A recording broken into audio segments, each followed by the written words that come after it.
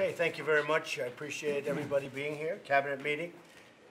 And this looks like it will probably be our last cabinet meeting until the new year, but who knows? You never know what happens with cabinet meetings. We've had some really great and productive ones, and this will be one of celebration because of what took place last night. We had a historic victory for the American people. It'll go through final passage today in the House. Then the congressmen and women and the Senate will be coming over, the Republican Senate. Unfortunately, the Democrats don't like to see tax cutting. They like to see tax increases. And they like to complain, but they don't get it done, unfortunately. But they complain a lot. So we're going to have the Republican senators come over. We're going to have the Republican members of the House come over. We're going to have a news conference. And people are starting to see how great this historic victory was. The passage of the massive tax cuts and reform. It's a lot of reform in there, but the tax cuts supersede. And I said very specifically, use the word tax cuts. You know, for 34 years, they've been trying to do this, and they haven't, and they use the word reform. Well, there is reform, but I said we're going to be talking about tax cuts. The heart of our bill is a tremendous amount of relief for the middle class, including a doubling of the child tax credit and a nearly doubling of the standard deduction. That's going to be tremendous for people. They're going to start seeing the results in February. This bill means more take-home pay. It will be an incredible Christmas gift for hardworking Americans. I said I wanted to have it done before Christmas. We got it done. I want to thank all of the leaders. I want to thank Mitch McConnell. I want to thank Paul Ryan and so many other people. And we'll go through the official ceremony in a little while when they come over to the White House. But we have a tremendous amount of talent in the House, a tremendous amount of talent in the Senate, I can tell you that, and they love this country.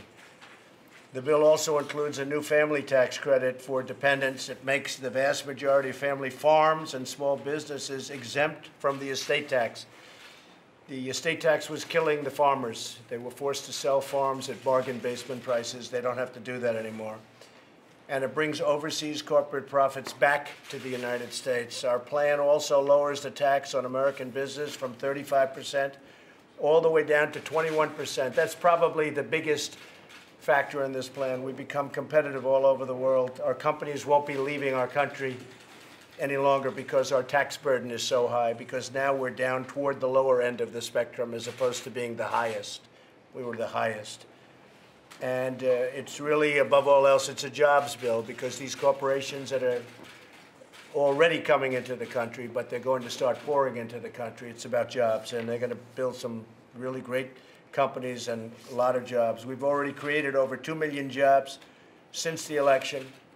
The stock market, as you see, it's at an all-time high yet again. I think that's 86 times since I got elected. 86 times we're at an all-time high. Unemployment is at a 17-year low. We've liberated the American economy from Washington overreach, cutting 22 regulations for every one new regulation, the most in history by far. We've cut hundreds and hundreds of regulations, allowing people to have their businesses, work their businesses, and hire people. And we still have plenty of regulation. Don't worry, we have plenty of regulation. Regulation's not the worst thing, but over-regulation was stifling in our country. You couldn't do anything.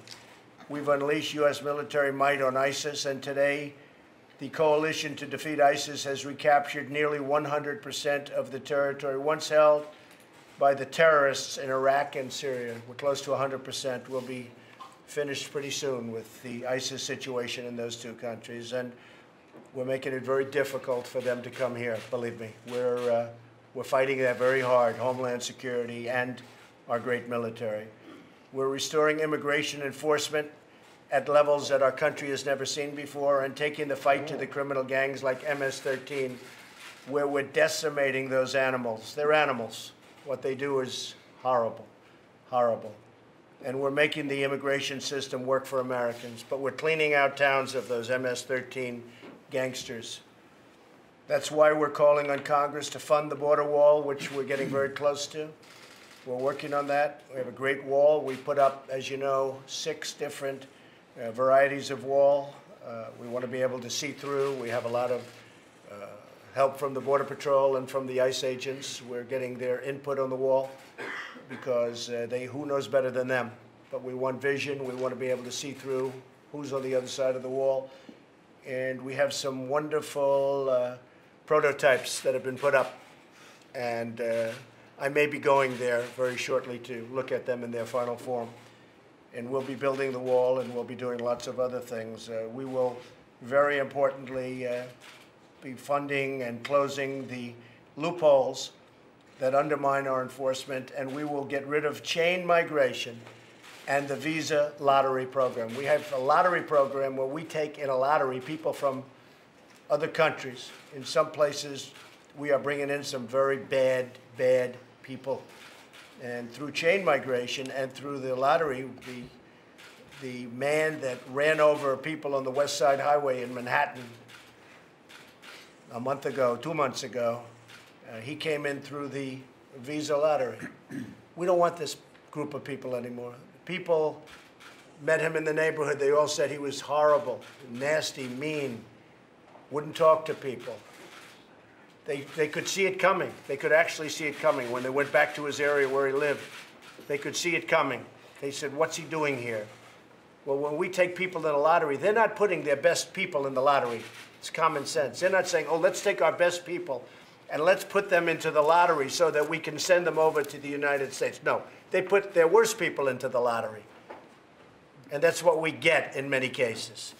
So that's not going to be happening anymore. We're going to end it. So we're ending the lottery. We're ending the chain migration, where in his case, they say he might have had up to 24 people come in with him indirectly. Aunts, uncles, cousins, grandfathers, grandmothers. And they come in because one guy gets in, then you bring the whole family. And not a lot of jobs there either, I want to tell you. Not a lot of working jobs. We're rebuilding our nation, we're rebuilding our confidence, and we're standing in the world as a different country. We're being respected again. Today, the entire world can see that America is coming back, and America is coming back rapidly and strongly. They see that with what's going on economically. This is even before the tax cuts have been approved. And I have to say that a lot of people thought the tax cuts have been approved. I heard a couple of our folks, Steve and Gary and a few others this morning, and they're thinking that the market hasn't fully digested what they've got here. I don't think the market's even begun to realize how good these are, like, for instance, full expensing and other things. We have things in there that is so incredible. One of the great things is bringing back perhaps $4 trillion back into our country. $4 trillion of money that we couldn't get back because of our tax code and because of regulation.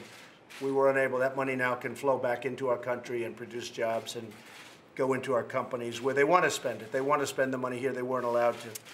Americans are filled with excitement for the future, optimism like they haven't seen. You've seen all the charts, and enthusiasm for the incredible possibilities that lie ahead for our country.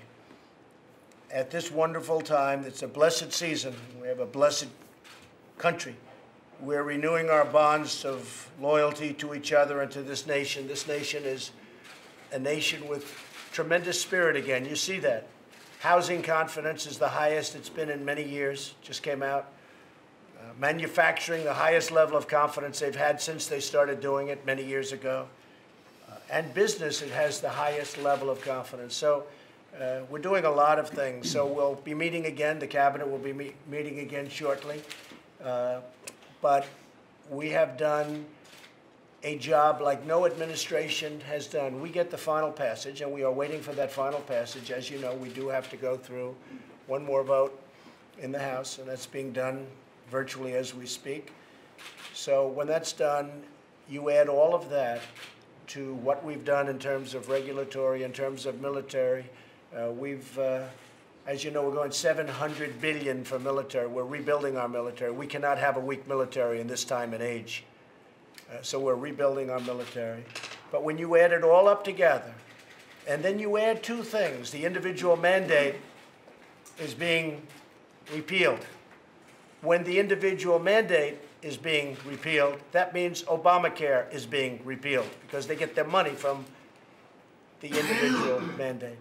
So the individual mandate is being repealed. So in this bill, not only do we have massive tax cuts and tax reform, we have essentially repealed Obamacare, and we'll come up with something that will be much better, whether it's block grants or whether it's taking what we have and doing something terrific.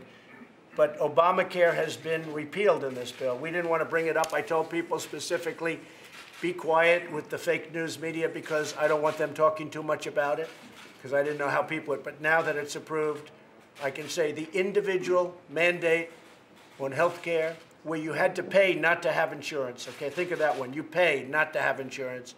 The individual mandate has been repealed. The other one is ANWR. So a friend of mine who was in the oil business said, I can't believe it, ANWR. They've been trying to get it for 40 years. 40 years, and I didn't know that. We have ANWR. We're going to start drilling in ANWR, one of the largest oil reserves in the world that for 40 years this country was unable to touch. That by itself would be a massive bill. It'll be one of our biggest oil reserves. It's one of the biggest in the world. Puts us at a level that we're not even at now, and we're doing very well in terms of, as you know, energy. But ANWR by itself would be a big bill. But that's when it hit me, when he said, you know, they've been trying to get that, the Bushes, everybody, all the way back to Reagan. Reagan tried to get it. Bush tried to get it. Everybody tried to get it. They couldn't get it passed. That just happens to be here. And we did that at the request of the two great senators from the state of Alaska, which is a very special place. But I will tell you, ANWR is a big, big deal. It's not ever mentioned by the press, and that was fine until now. Now you can mention it. So we're going to have tremendous energy coming out of that part of the world, and people have wanted to do it for 40 years. So with that, I'm going to ask Ben Carson, and you can stay if you want it, because you need the prayer more than I do, I think. You may be the only ones. Maybe a good, solid prayer, and they'll be honest, Ben. Is that possible? So, Ben, we'll ask you to say grace. Thank you. Our kind Father in heaven, we're so thankful for the opportunities and the freedom that you've granted us in this country. We thank you for the President and for cabinet members who are courageous, who are willing to face the winds of controversy in order to provide a better future for those who come behind us. We're thankful for the unity in Congress that has presented an opportunity for our economy to expand so that we can fight the corrosive debt that has been destroying our future. And we hope that that unity will spread even beyond party lines so that people recognize that we have a nation that is worth saving, and recognize that nations divided against themselves cannot stand. In this time of discord, distrust, and dishonesty, we ask that you would give us a spirit of gratitude, compassion, and common sense, and give us the wisdom to be able to guide this great nation. In the future, we ask in the name of the Father, the Son, and the Holy Spirit. Amen. Thank you, Ben. Beautiful. Thank you very much. Mike, would like to say a few words? Well, I appreciate it, Mr. President. As I told you last night, shortly after the Senate vote, I know I speak on behalf of the entire cabinet and of millions of Americans when I say congratulations and thank you. Thank you for seeing through the course of this year an agenda that truly is restoring this country. You described it very well, Mr. President. From the outset of this administration, we've been rebuilding our military, putting the safety and security of the American people first. You've restored American credibility on the world stage. We're standing with our allies. We're standing up to our enemies. But you promised economic renewal at home. You said we could make this economy great again. And you promised to roll back regulations. And you signed more bills rolling back federal red tape than any president in American history. You've unleashed American energy. You've spurred an optimism in this country that's setting records. But you promised the American people in that campaign a year ago that you would deliver historic tax cuts, and it would be a middle-class miracle. And in just a short period of time, that promise will be fulfilled. And I'm deeply humbled as your Vice President to be able to be here because of your leadership, Mr. President, and because of the strong support of the leadership in the Congress of the United States. You're delivering on that middle-class miracle. You've actually got the Congress to do, as you said, what they couldn't do with Anwar for 40 years. You've got the Congress to do with tax cuts for working families and American businesses what they haven't been able to do for 31 years. And you got Congress to do what they couldn't do for 7 years in repealing the individual mandate in Obamacare. I know you would have me also acknowledge people around this table, Mr. President. I want to thank the leaders in Congress once again for their partnership in this. I want to thank your outstanding team, your Secretary of the Treasury, Stephen Mnuchin, for Gary Cohn, for Ivanka Trump, for your great legislative team, all the members of this cabinet who partnered to drive your vision forward over the past 6 months after you laid out that vision for tax reform. But mostly, Mr. President, I'll end where I began and just tell you, I want to thank you, Mr. President. I want to thank you for speaking on behalf of and fighting every day for the forgotten men and women of America. Because of your determination, because of your leadership, the forgotten men and women of America are forgotten no more, and we are making America great again.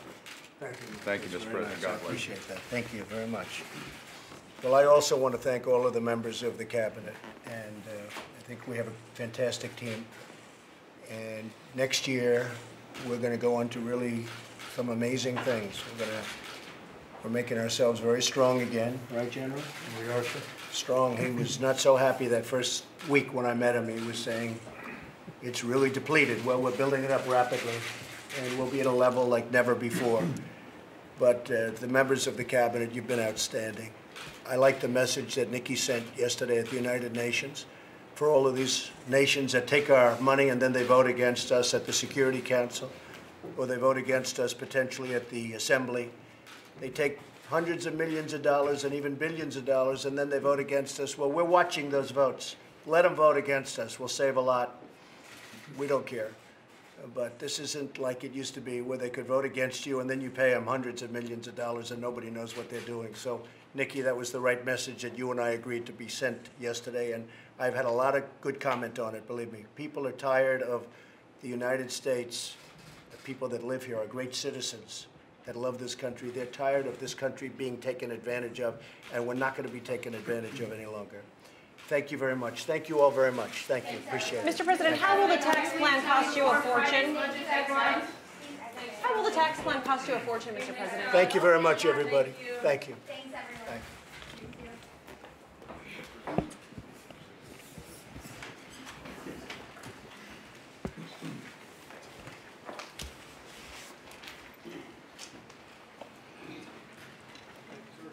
Why are you backing out?